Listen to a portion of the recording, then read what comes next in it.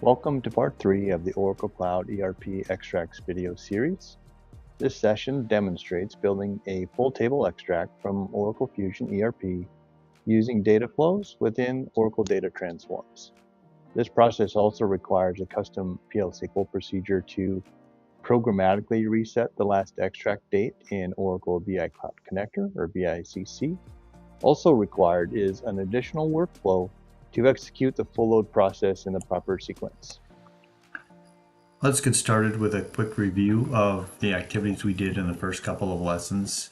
I'm in Oracle Data Transforms here, and you can see we have our project called Fusion ERP Payables.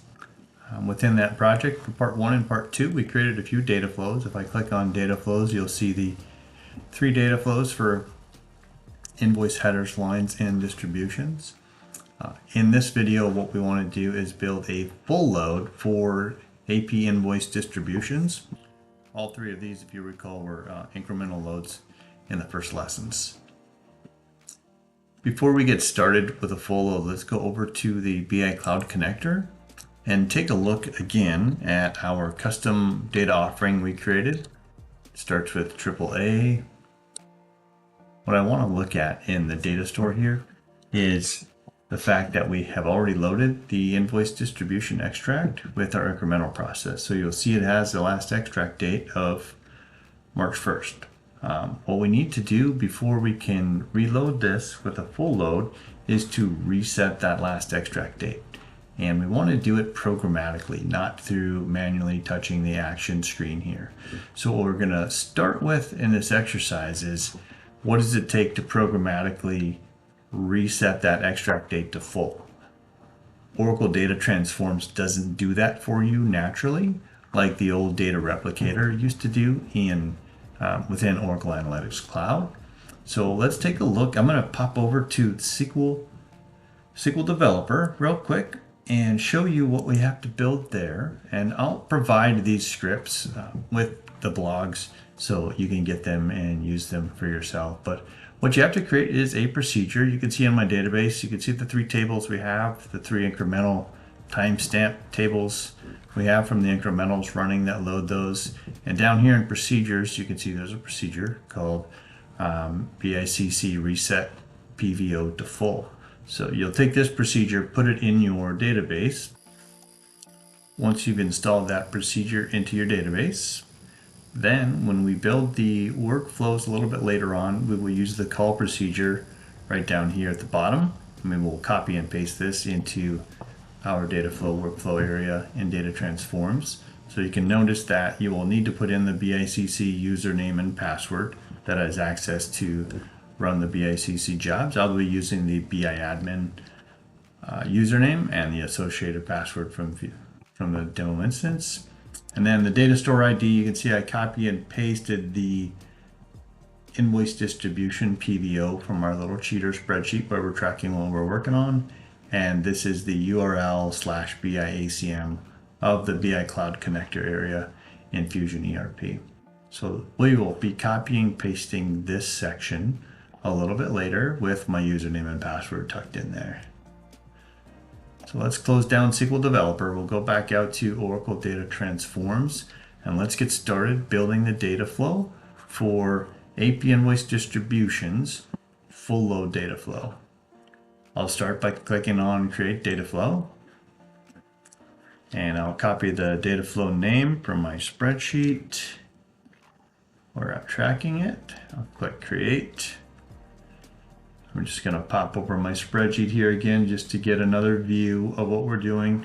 So here we did earlier invoice header, line, and distributions. Here's all the names. And then this bottom one is the AP invoice distributions full load. So just obviously a slightly different name. It's got underscore full. The table name is going to be the same. It's going to look exactly like AP invoice distributions, but the load type will be a full load, and then the workflow will be a little bit different down the road. So we'll just keep an eye on those later. Since we're doing a full load for a table we've already loaded, there's going to be a little bit of nuance. So first thing we want to do is, again, take our PVO name and paste it in the name field. and go ahead and drag and drop your PBO onto the canvas. And typically when we're creating a new data transforms from scratch, we're gonna click on this plus to add table. In this case, we already have the table in the database, so we don't want to re-add that object. Instead, we need to go find the table from the list, which we can look under our Fusion ERP and find it pretty easy because there's only 3, or we could have pasted the table name again up under the name object, and then it would be the only one in the list. But I would just go ahead and drag that table that already exists onto my canvas, and then just connect the two with the arrow. So slightly different than before when we were creating something from scratch. That was a brand new table. Once you've done that, go ahead and hit save like normal, and you'll get the transfer button in the middle. And once we do that, we will click on all of these settings for the transfer first. Click on that. Expand this out so we can see it. Submit BICC job is true. Oracle staging is true.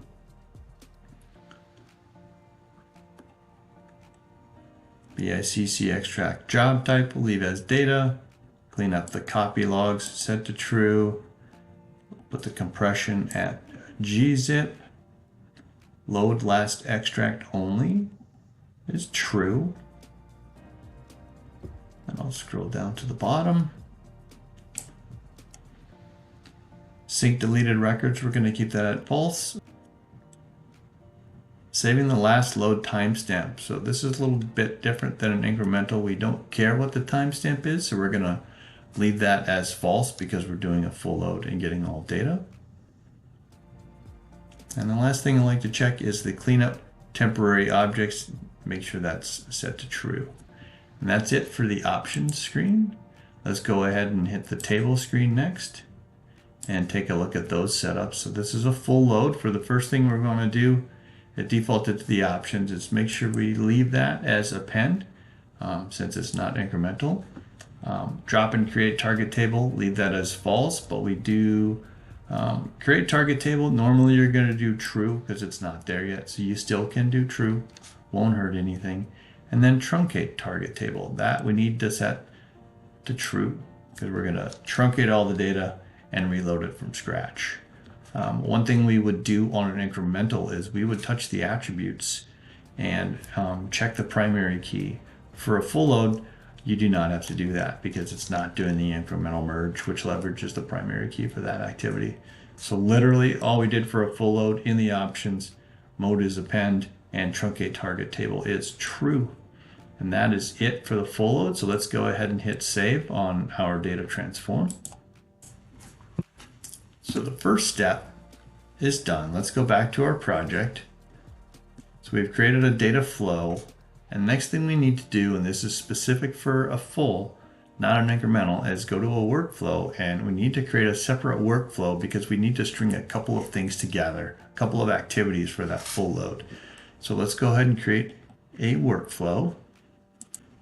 Copy my name from my spreadsheet, and you notice it's workflow AP invoice distributions full, giving it a nice name there. And we'll hit create. Now the two things we need to drag and drop in here, and this is what's a little bit different, is the first thing we'll need is this little SQL icon at the top of the screen. You need to drag that into the canvas, and then the other thing in the canvas is going to be the data flow of AP invoice distributions full. So what we're going to do is in the SQL option here, to the right side of the screen, you can select your connection. We're going to pick our ADW, and here is where we're going to paste the SQL, which is the execution SQL that we had in SQL Developer. So let me pop over there. Here is the SQL we are going to copy and paste. So here I'm going to paste that run SQL in this SQL box, and I'm going to pause the video, change the username and password, and then close this box. When you're doing a workflow, when you have a few objects strung together, it's important to look at the first step checkbox.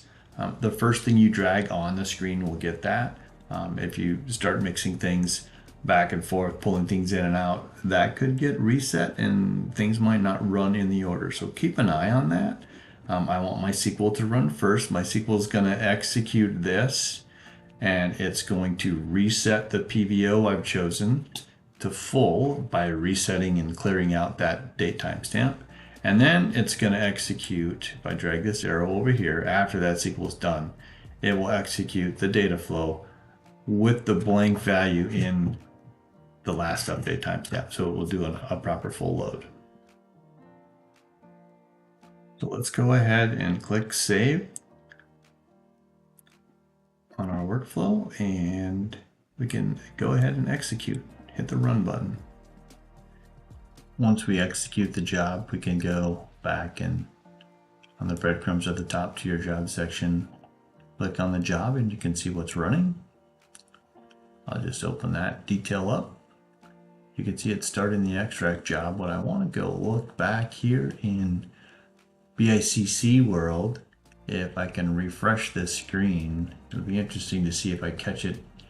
So we caught it just in time so we could see the last extract date did get cleared out by our custom procedure. So now it's going to be able to extract the full load, and then once it gets done, this will be populated with today's date and time. So let's go back to the data transforms, and this will take about 2 minutes. So I'll pause the video and we'll come back when this gets done. Once the extract completes, you can see all the details of what happened, starting up under the SQL, which is a new activity. That's the SQL that ran the little PL SQL procedure and reset the extract to full. And then all the other details are similar to what you would see in an incremental load. The only difference probably is that it will truncate the table before it reloads. So down here you see it inserting the 2.1 million rows and then cleaning up all the logs once it's done. A little higher up here, here's the truncate target table. You can actually click on that and see the activity that it does. If you click on it, you get the little dialog to the right. If you look at the target connection, there's the script that it ran, truncate table, AP distribution. So that cleared out the table before it loaded all the files again. So that is pretty much it for executing a full load. Main difference is you need a custom procedure and that custom call built into a workflow, which is a separate activity. You need a workflow to load a full load. And I'm going to pop in there one more time just so you can see what that looks like. The SQL resets the date out in BI Cloud Connector, and then it runs the data flow.